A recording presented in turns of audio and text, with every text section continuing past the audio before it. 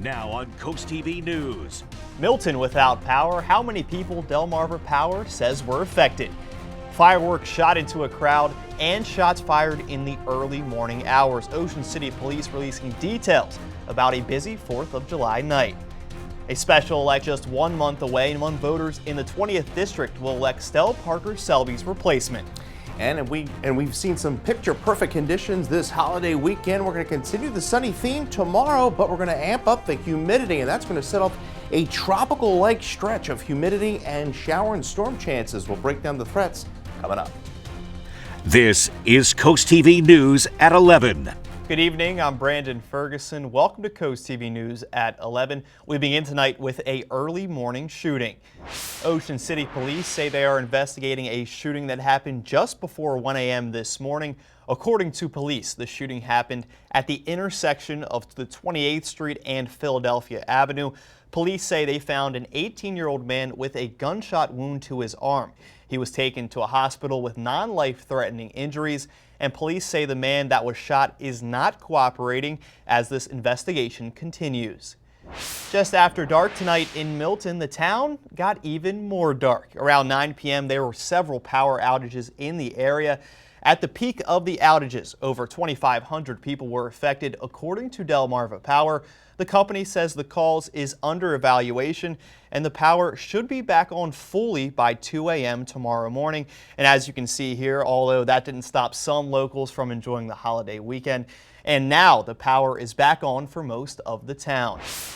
Back in Ocean City today, there were some lane closures earlier this afternoon. Southbound Coastal Highway between 127th and 123rd Street has now reopened, but traffic is now limited to one lane. Public Works crews are on site repairing a wastewater valve. We're now going to take a live look into the state capitol, into Dover, and bring in our first alert meteorologist, Chris Mastrobuono. Good evening, Chris. Good evening, Brandon. It's been a beautiful night. A lot of fireworks going on across Delmarva even tonight.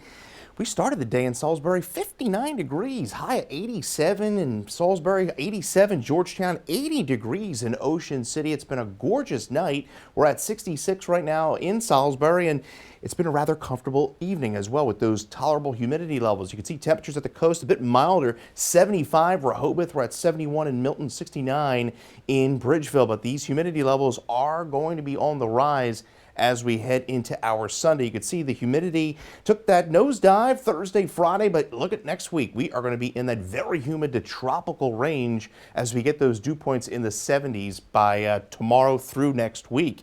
We're pretty dry as far as any precipitation is concerned. High pressure settles in, but here is Tropical Storm Chantal, just hours away from making landfall in the Carolinas. You can see a lot of heavy rain about to push on shore, and that is going to be a big rainmaker for those folks down there. So the mugginess returns. Can't rely on an isolated shower tomorrow as some of the outer fringes of Chantal push northward, but we do see some of the remnant moisture from that system as we go into the day on Monday. Tropical-like downpours, and that rain could be heavy at times where it does hit, very humid, and then we're going to stay rather unsettled throughout the week, and we may even be talking about some triple-digit heat indices as we go into the day on Tuesday.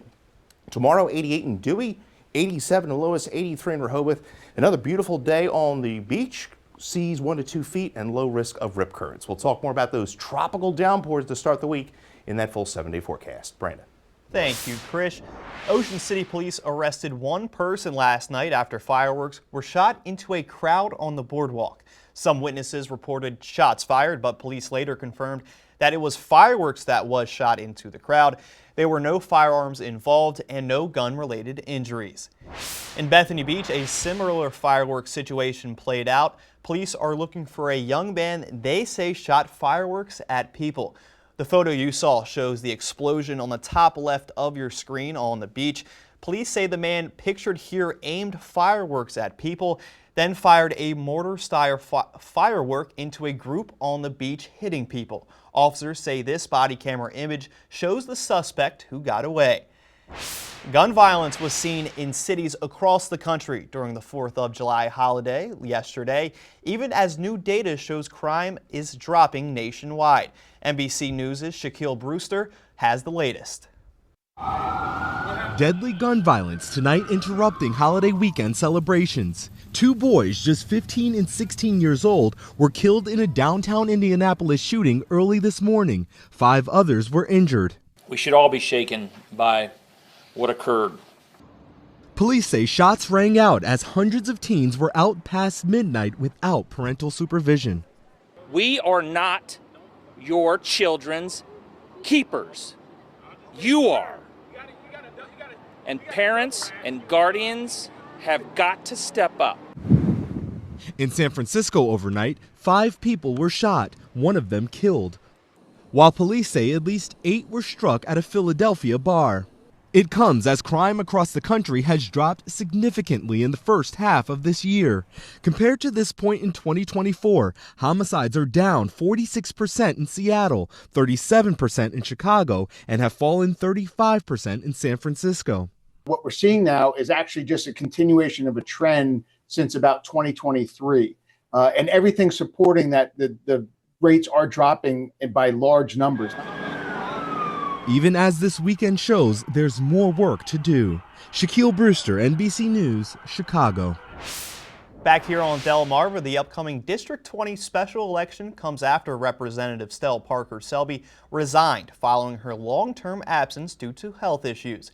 As Coast TV News reporter Emma Aiken tells us, 2 women have 1 month to campaign for the seat. It's Democrat Alana Berry versus Republican Nikki Miller. Stella Parker Selby resigned on June 24th. Parker Selby had suffered a massive stroke last winter. She was absent for the entire legislative session. Now, a special election is scheduled for August 5th. Miller, who lost to Parker Selby by just 275 votes in the 2024 general election, also filed to run in the 2026 election for the seat. Republicans selected Miller for the seat. She is a longtime educator and former Cape Henlopen High School principal. I think it's the single most important job there is. If we want to continue to enjoy where we live, we have to continue to invest in our schools and invest in our students because they are literally the future. Berry, who beat out 4 other Democratic candidates, is also passionate about education. She founded the Brian Allen Stevenson School of Excellence, a free public charter school in Georgetown. I think there's a lot of room in our K-12 system to think more strategically about how we support students, how funding flows through our school systems. The Democrat has experience up in Dover doing policy and budget work under former Delaware Governor John Carney. I think we need really strong leaders in Dover who understand how our state system works, who understand the impacts of policies being passed in our state, and understand how that translates back to our district. While Miller argues her education experience is her strength. I had my own constituents, the students, the staff, the parents, and the families that are connected to the school, and now I can just expand that. For this race, it's 2 women and 1 month for 1 open seat. Reporting in Sussex County, Emma Aiken, Coast TV News. As Emma mentioned, the special election is Tuesday, August 5th. Early voting and absentee voting is happening. Remember, you must request an absentee ballot. All early voting is at Mariner Middle School. If you want to vote early in District 20's special election, follow me on this. It starts July 24th through the 26th. That's a Saturday from 7 a.m. to 7 p.m.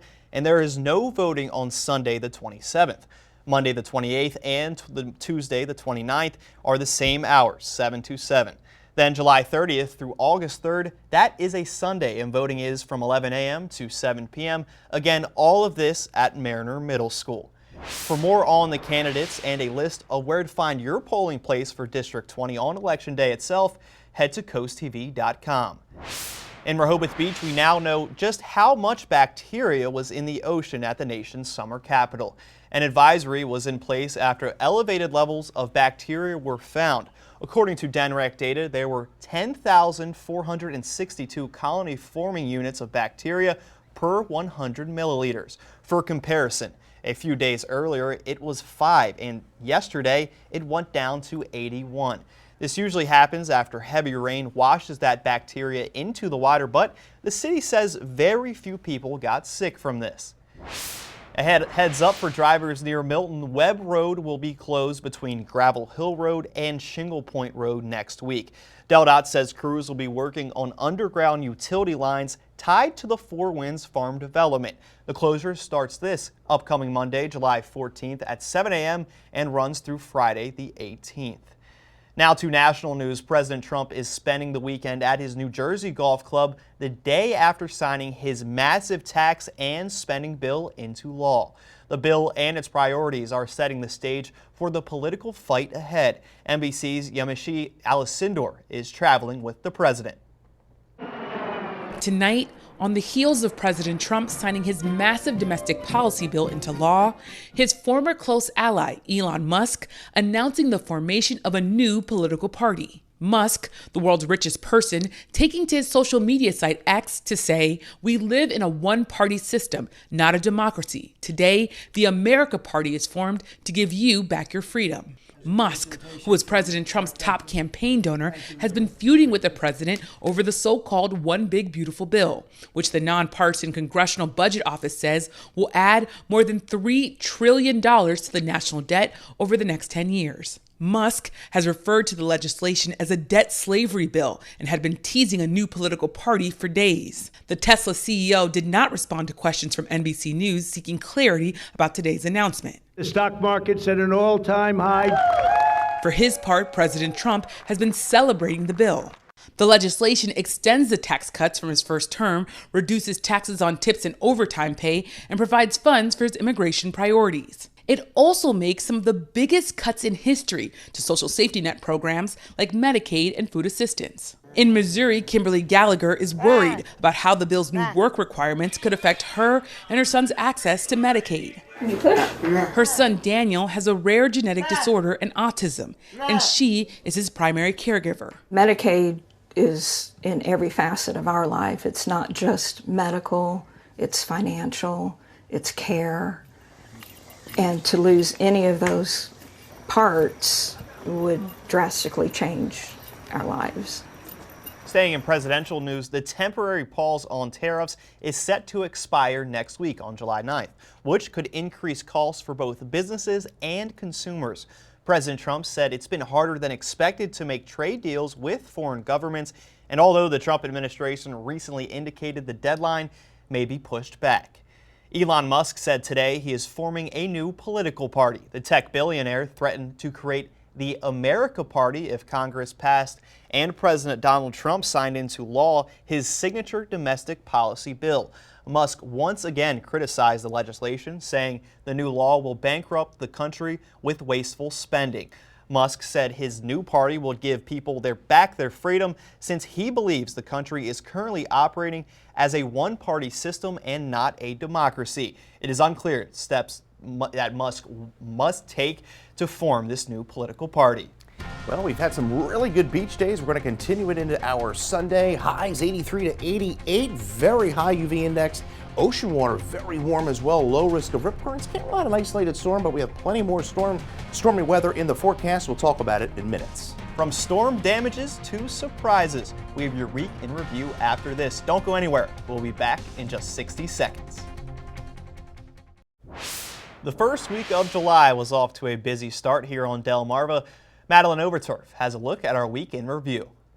Monday, a tornado touched down near Frankfort. That's according to the National Weather Service. You can see some damage on your screen, though it was very weak and EF0. Tuesday, a new month and a new bill going into effect, a ban on single-use plastics at restaurants. No plastic to-go boxes, no stirrers, and if you want a plastic straw instead of a paper one, you must ask for it. Wednesday, the Sussex County Republican Party officially named Nikki Miller as their candidate for an upcoming special election in District 20, that seat vacant after Stell Parker Selby resigned. Thursday, Alana Berry was named the Democratic candidate. Berry founded the Brian Allen Stevenson School of Excellence and did policy and budget work under Governor John Carney. Friday, Delmarva celebrated the 4th of July with parades galore and a lot of patriotism. For your week in review, I'm Madeline Overturf. Coming up, deadly Texas flooding. How many were killed by these floods? Well, we are looking very nice for your brunch plans tomorrow morning. Temperatures starting off in the 70s, warming up pretty nicely. In fact, it's going to feel much hotter with the humidity rising. It's going to get even more humid and more unsettled as we start the week. We'll break it all down in my full 7-day forecast right after the break. Well, whether you were on land today or at sea, it was about a picture-perfect day to do about anything, and a beautiful night out there in Ocean City. Eat some funnel cake there, some ice cream on the board, 76 degrees, dew point 64. Now, those dew points are going to be about 10 degrees warmer this time tomorrow night. So you're going to feel that uncomfortableness return to the peninsula. A bit milder at the coast. We're at 75 Rehoboth, 74 Lewis. Cooler away from it. We're at 66 Del Mar, 68 Harrington, and we are at 70 in Milton. As I mentioned, those dew points still in check for the most part, but that's going to be changing as certainly as we go into the day tomorrow. You will feel that difference stepping outside the door, and then we really get socked into this tropical-like air mass, and we're going to thank Tropical Storm Chantal for that, for bringing up this humidity later on this week. We're pretty dry across much of the mid-Atlantic, but there you see tremendous amounts of heavy rain on the northern side of this tropical storm, and this is going to be making landfall at about the early morning, early afternoon hours. Big rainmaker for the folks in the Carolinas. Not much of a wind aspect to that system. 70% chance of rain by Tuesday, but you see we turn really unsettled Monday through Tuesday. We're going to be dealing with the remnants of Chantal. We're going to be dealing with a cold front. Then that front's going to kind of stall out over the area through midweek. Humid tomorrow, mostly sunny skies. Can't rule out an isolated storm. Most of the area stays dry, and then we deal with those tropical downpours as we go into Monday, and very muggy. So tomorrow we're looking at highs generally 87 Lewis, 88 Georgetown. Could see a few lower 90s on the board, especially across the eastern shore. Interior sections of Sussex County, 87 in Princess Anne. There you see maybe an isolated shower tomorrow afternoon, but I think most of the area stays dry. Then you see those southerly winds kicking in. Very warm tomorrow night. So there's Chantal, the latest advisory just issued at 11. 50-mile-an-hour winds, gusts up to 65 miles an hour. You see those tropical storm warnings issued for South and North Carolina, and this system is going to quickly move northward and then turn into kind of a remnant low, and that's going to kind of get absorbed into a front, and it moves into our area. So there's those tropical-like downpours by 1:30 Monday, Millsboro down to Ocean City. Anywhere these pop up, it's going to pour, maybe some localized flash flooding possible, and you see those bands moving into the coast by around 4, and then we'll see another wave of moisture. Looks like Tuesday night. Tuesday afternoon, with that higher humidity, we could see heat indices anywhere between 100 to 105 at times ahead of that cold front that's going to be pushing in Tuesday night. So we expect another round of shower and thunderstorm activity, and then that front's going to kind of stall out. An isolated storm chance Wednesday, and then a more widespread chance of showers and storms comes in Thursday and Friday. So we're at 64. That's the last cool night for a while. 90 degrees tomorrow, and then we're at 87 on Monday with those tropical downpours. We'll keep the rain in play Tuesday, Wednesday, and Thursday. Again, Wednesday, not a complete washout. And then we have Thursday, and then Friday, and we stay pretty unsettled through the end of the week. Brandon. Thank you, Chris. The death toll in Texas continues to rise as the state grapples with historic flooding. At least 27 people have been killed, including 18 adults and 9 children, and dozens of others are missing. Some areas receiving nearly 7 inches of rain in just 3 hours, and more rain is on the way. One of the worst hit areas is in Kerr County, and this home swept away by the rivers and the fierce waters destroying several homes in Kerrville. We went ahead and jumped out, and we got washed down 3 houses, and we finally ended up snagged on a big bush. The threat is not over yet. Much of central Texas is still under flood, Saturday alerts, and more rain is on the way. But first, fireworks safety, why officials urge caution as the risk behind the sparkle is real. That's up next on Coast TV News at 11. If you're planning on celebrating with fireworks this weekend, officials are urging you to be safe. In today's Health Minute, Mandy Gaither has ways to stay safe around July 4th fireworks. It's a celebration of independence, but fireworks can quickly turn tragic. In 2024, there were 11 reported deaths from fireworks and an estimated 14,700 people treated in emergency rooms across the country. Fireworks can be unpredictable.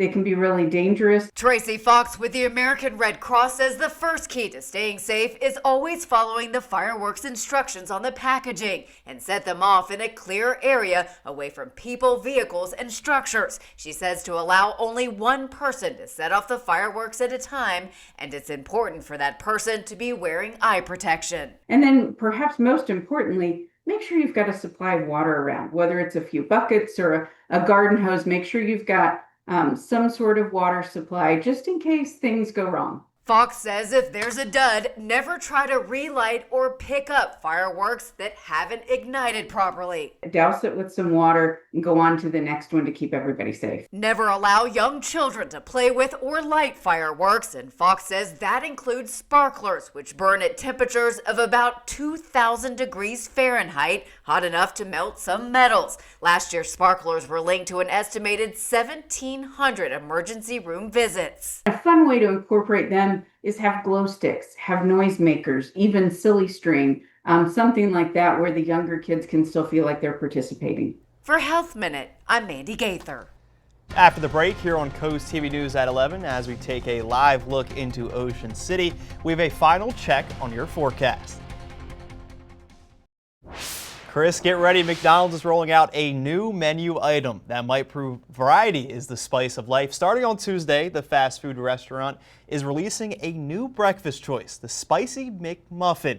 And Chris, the Spicy McMuffin isn't going to be the only thing spicy in the air this upcoming week. And no, it's not. We are spicing it up in the weather department. The temperatures are going to be rising, and so is that humidity. I hope you got out and enjoyed the weather over the last few days, and especially tonight. Tonight's going to be the last really kind of comfortable night before the real mugginess rolls in. 76 right now in Ocean City, dew point 64. It's going to be a pleasant night falling into the mid to upper 60s. Now, if you're taking the grill outside tomorrow, grilling, looking pretty nice, warm and humid, 90 degrees. I can't rule out a spotty shower tomorrow afternoon. I think most of the area stays dry, but that humidity is really going to kick in Monday, and so is the shower and thunderstorm chances. We're going to stay pretty high as far as the UV index is concerned, so make sure you lather up that sunscreen, wear the sunglasses and hat if you are in the sun for a long period of time. You get your forecast anytime by dialing the First Alert Weather Phone, sponsored by Brockstead, Mundalis, Federico. Now, your 10-day forecast shows the scattered tropical downpours from Chantal, the remnants.